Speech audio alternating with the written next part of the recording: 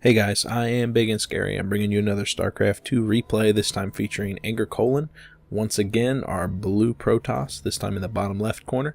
And now we have Sky in the top right corner, our red Zerg. We are on Daybreak. ANGERCOLON, I don't know if you guys watched my last video, I just casted a game from him. It was a really neat Zerg versus Protoss build, rather Protoss versus Zerg build. And it featured some heavy airplay. Some nice robotics facility like backing up the airplay, a lot of void rays backed up by some colossi and some immortals, and then a little bit of ground gateway pressure, but it basically builds towards a death ball off of 2 base, move out, take your third, and then destroy everything that the Zerg has ever loved. It was really neat. ANGERCOLON sent me both of these replays, and this one features a different take on it. So we're gonna be talking about that. It was really cool. Got to pay attention to what Sky's doing though, because ANGERCOLON's build relies upon controlling the Zerg very closely, making sure that they do follow along that path, because his build is very, very vulnerable to a 1-base timing, 2-base timing, any type of super pressure that would burst down his Forge Fast Expand, which is what he's heading towards. He's got that pylon thrown down on the low ground. You're going to see a Forge, 2 gateways to complete this wall off. This can be walled off with just 3 units and a Zealot. So that's what he's going to be trying to do. Sky's trying to kill the probe, but ANGERCOLON makes it out just barely alive, scouting that there's no pool and there's no early gas, so he doesn't have to worry about some early aggression. He's got that probe down there. It's going to throw down a pylon to deny the hatchery from Sky. He's going to force Sky to take his third in the bottom corner or get out an early unit composition to take down that pylon. He has thrown down the spawning pool, even though he was saving up money to take that hatchery. When you get denied like that with the pylon, it is a good idea. Just throw down the spawning pool. You're going to get it eventually, and it's a good use for that money that you have right now. Already back up to 200 minerals. That drone is going to get a hatchery down at the third, while that pylon was canceled by ANGERCOLON. He's going to drop it again as soon as he sees some pressure coming out of Sky. Nexus being built down at the natural for ANGERCOLON even before the Forge, which is really ballsy, but it's because his scouting was so good from the probe up in Sky's natural. He knows that there's no early pool. He knows that this Forge gateway and other gateway are going to get down before any of the Zerglings make it out onto the field. Spawning pool has finished. We're going to see a couple of Zerglings on the way for Sky, but he really wants to get up that third hatchery first. So if he can deny the probe, that'd be even better for him. 2 probes now. Just the second one being pulled up just in case the other one died, I guess. Oh, which it just did. Oh, poor probe. But there's that other pylon. There's the first couple of Zerglings. No gas out of Sky just yet, but that's totally normal if you're grabbing a third expansion. You really want to get a good saturation, a good queen count before you get a any type of higher tech, any type of gas. You can usually get 1 geyser, but that's personal preference. Photon cannon goes down before that other gateway, but that's going to be coming up very shortly, I'm sure. Cybernetics core in the background. This wall off was completed by a gateway last time. I hope I'm not just talking out of my ass. That's possible. It's very likely. If you knew me in real life, it's very likely.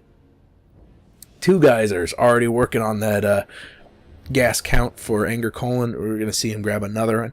Another assimilator shortly. The third is completely up for Sky. I guess you could call it a natural, but with that pylon down, the natural is going to get taken right now. So very delayed for Sky.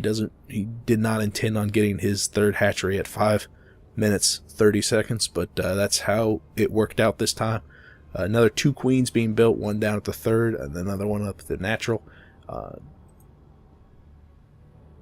Yeah, that's basically it. We're going to see some gas from Sky. We're going to see him tech higher.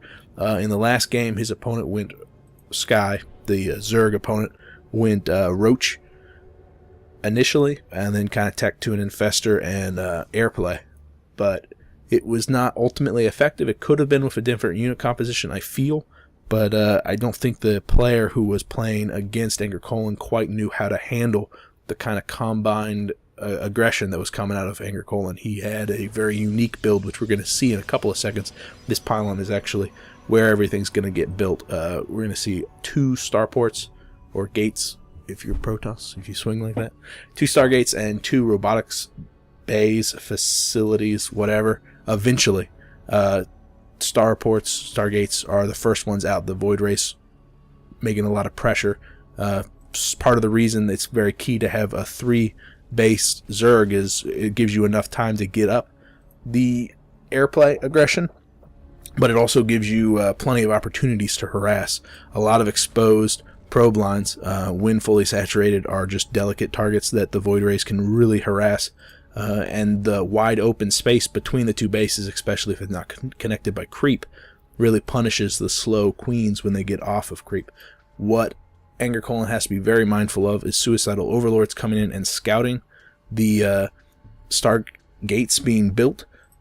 They're positioned very, very nicely. Usually you have a suicidal overlord here to suicide end, over here to suicide end, or over by the gas to suicide end. The one over by the gas rarely suicides. He just watches to make sure if there are 2 gas being grabbed in the natural, you know you've got a little while before aggression comes out. But the only one that Sky has currently positioned is this guy over on the far right side, which if the single stalker that's out on the field gets in position, he should, and he's scouting right now, he should be able to deny the Overlord from noticing these Stargates. Stargates are already working on those first 2 Void Rays. They're going to be rallied already over to the 3rd just to start doing that damage. The Stalker has noticed the Overlord. It's already in half health. I don't think it's going to get anywhere near enough to the Stargates to notice this, but now we can see the 2 robotics facilities also getting thrown down on the left side of the bundle of joy right here. Those robotics facilities are going to be working on Immortals at first, and then teching higher to the Colossi. Immortals to be used kind of as a backup against the Roaches, which are already out on the field for Sky. It's definitely what he's beginning to work for. It looks like he's already getting units out. He's going to be pushing eventually, but these Roaches are going to be absolutely useless against the Void Rays, which are already out on the field, already moving over. We can see a Spore Crawler has already been started, several more being built. Down at the 3rd, only 1, okay, two up at the natural, and another 2 at the main. So good amount of air defense. This is what happened in the last game. ANGERCOLON needs to keep his Void Rays alive more than anything else. It's secondary to doing damage.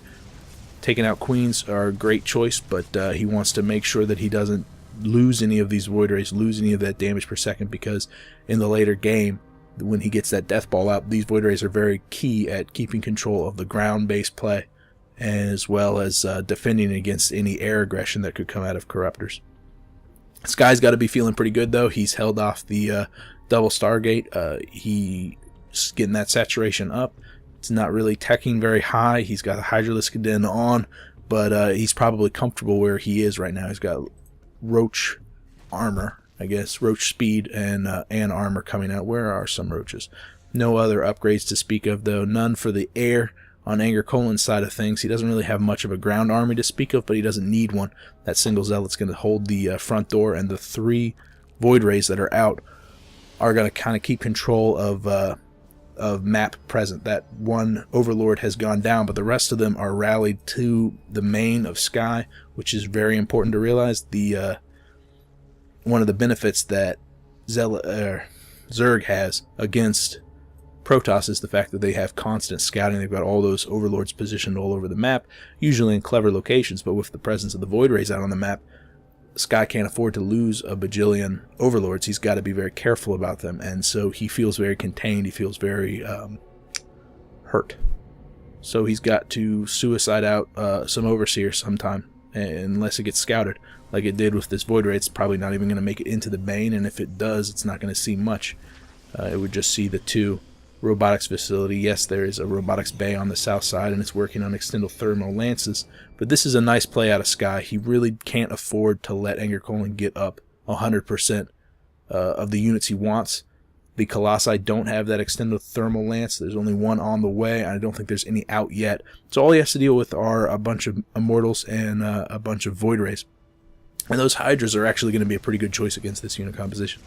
The Hydras are going to fall very quickly to Colossi once they come out, but you can see how quickly that Void Ray falls. So ANGERCOLON has to really rely upon this wall. He can't afford to push out or anything like that, and you can see a huge swell of Zerglings coming in. No speed.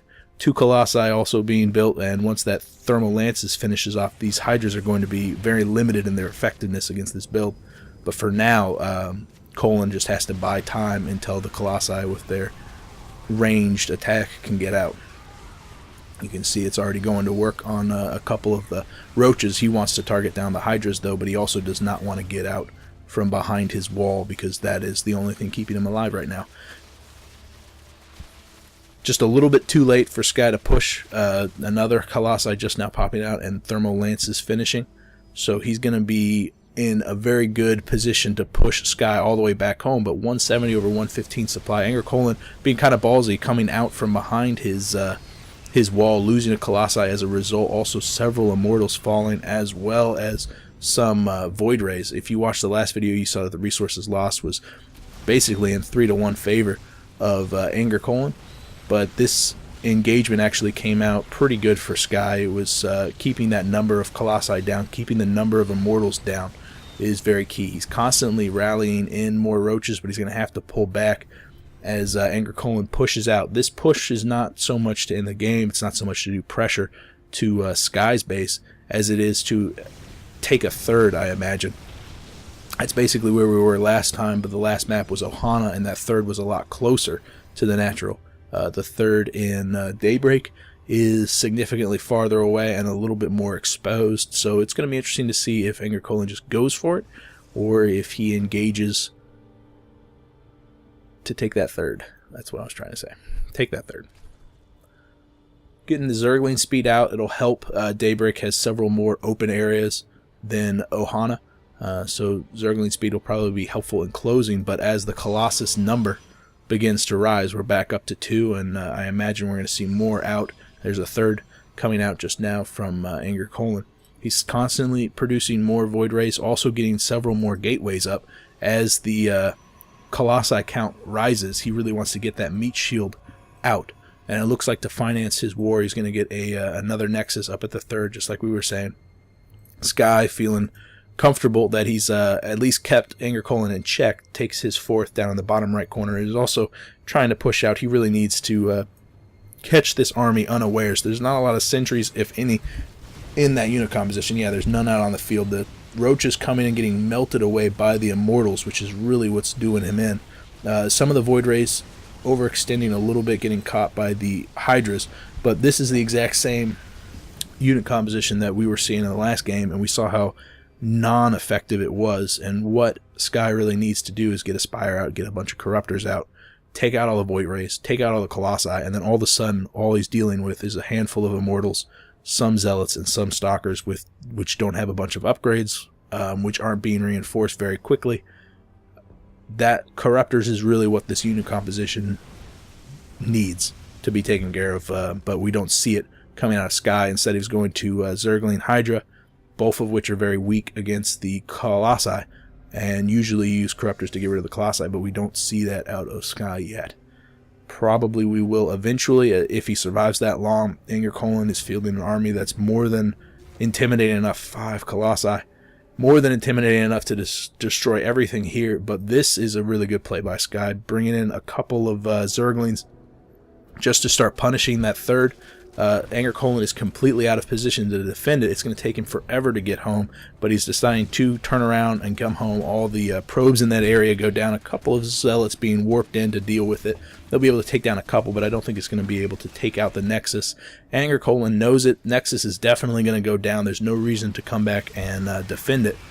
So he decides to push good number of roaches to defend the Hydras, and the Hydras are definitely doing a lot of damage. Watch the Void Ray count. But the roaches are melting away from the Immortal, and as well as the combined AoE damage of the Colossi. No Void Rays have gone down in that engagement, at least that I saw. Yes, the Zerglings have succeeded in taking out the third, but ANGERCOLON is going to take out the third for Sky, and he can also push south if he wants to take out the fourth, but in all likelihood is going to push north up into the natural and start working on tech structures. Something I talked about last game was how roaches are basically the panic button for Zerg. They really react by getting a bunch of roaches, and pulling drones is just a terrible sign for any player. But the drones going down almost instantly. But roaches are really what happens whenever a player needs to re-macro, and what ANGERCOLON does is gets this death ball out, and the only way that Zerg knows how to deal with the death ball is by constantly remacroing, constantly rebuilding their army, but the way they rebuild that army is roaches, which is not what this unit composition will fall to. ANGERCOLON going for the preemptive GG, but it wasn't really preemptive because the game was definitely over. Sky showing how classy he was, but a very mannered sir. You are a superior player to me, and I bow before your excellence. That's what that means. He's actually speaking a dialect of English. Yeah. Hey guys, that's it for me. If you have a comment, specifically if you know how to combat this, that'd be awesome if you could let me know. Or if you have a game you want me to cast, you could PM me here or Reddit. One way or another, I will see you guys later. I am Big and Scary. Bye.